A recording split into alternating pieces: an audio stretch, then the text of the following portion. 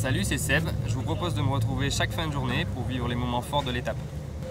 Ouais, déjà la deuxième manche, pas beaucoup de neige, mais il va falloir faire avec. Et c'est vrai que ça risque d'être compliqué, en particulier pour les pneus. Ouais, bien sûr, c'est vrai qu'on a eu un super début de course au Monte-Carlo, mais que ça s'est hélas fini un peu prématurément. En plus de peur que de mal, parce qu'on ne s'est pas fait mal et c'est quand même le plus important. Juste une voiture à reconstruire, l'équipe a bien travaillé, nous fournit à nouveau une voiture au top pour le départ de la Suède.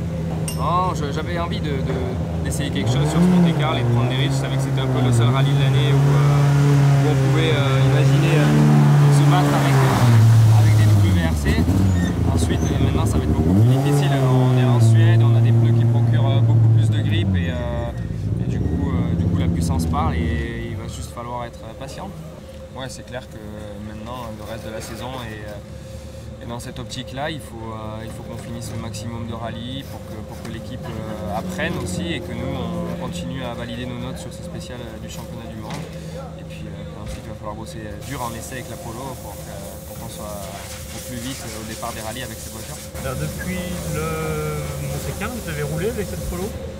Très peu, non. La vraie première séance d'essai va être la semaine prochaine. On reste ici en Suède et ça va être le vrai premier test.